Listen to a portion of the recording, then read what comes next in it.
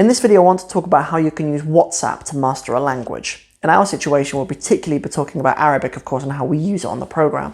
But many of the things I'll talk about you can take out into your language studies in the world anyway. And I think it all starts with the Industrial Revolution. How on earth would it do that, Sam? Well, our education system is kind of tailored to that, isn't it, right? Like, it's convenient in an economy to have your kids at school for the same amount of time as the parents are at work, and then you divide the time up into 1 hour slots of teacher time to do certain things. And we decided that that's an appropriate model for languages. And I think we made a mistake when we did that, because we looked at the ways that we learn things, and we kind of put maths into academia and English literature into academia and science and physics and chemistry, biology into academia. But we did do that with football. Like, we didn't do that with swimming. We didn't really do that in quite the same way with art and other arts, but beyond just art and painting and stuff. And I think we really categorized language learning wrong, because I think language is much more play than performance. I think it's much more like swimming, where it's much more important to be in practice than just know the stuff. And I think, unfortunately, we really did language a misservice in that. So, unfortunately, we've inherited that. Even though we have so much more technology now, we've inherited some of those habits into our language learning now. There are entire companies that are built on one-on-one lessons. And like, honestly, if it works for people, I'm not a person to discourage anybody from any effort for learning languages, right? But I think it's just kind of clunky, perhaps, I would say, for the fluidity that we have in our times, and the opportunity that we have to empower our students to take language learning in their own hands, and then kind of be at the end of another software for them as and when they need it. Because this is actually how I hire languages teachers. I have a Somali teacher and I have Arabic teachers as well.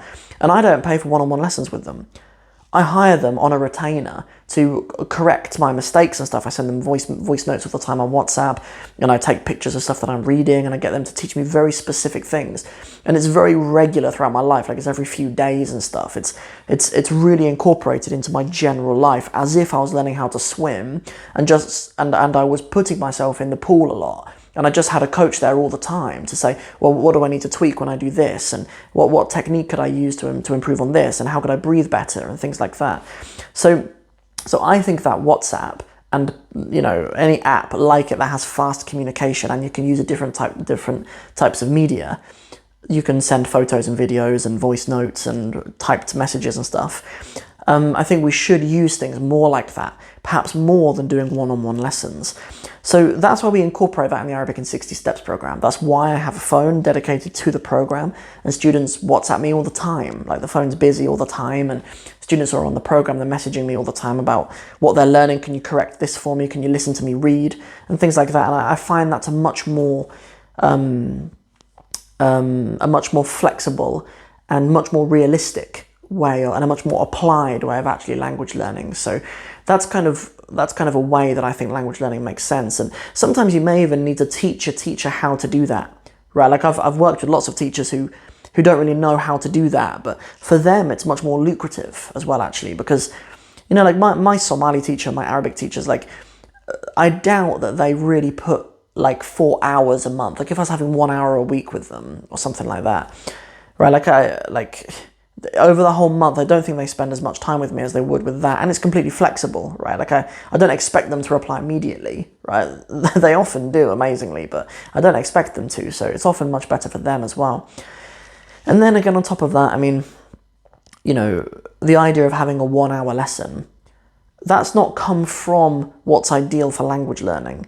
That's come from what's ideal for setting a timetable, right? Like, and timetables are, like, I used to be a primary school teacher, and like, I know how difficult it is to organize timetabling. Like, when different classes are using the arts room, and then certain classes can't be doing drums when other classes are using the art room because they're next to each other, and there's all kinds of madness like that. And that's the reason why we need 1 hour periods. And we've been doing that in our schools for a long time.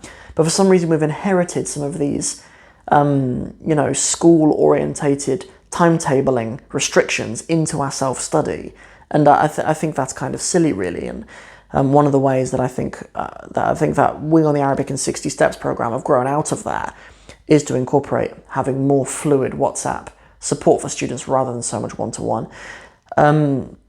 Good, so that's everything for this video. I just wanted to have a little rant about those things and share a bit of my perspective on it. So hopefully that's been interesting and useful for some of you guys, inshallah. So that's everything for this video. Hope you've enjoyed it, and if you have, don't forget to like and share it, and don't forget to subscribe to this channel as well, because we're really close to 20,000 subscribers, I think, here on this channel now, and I'd love to reach that mark.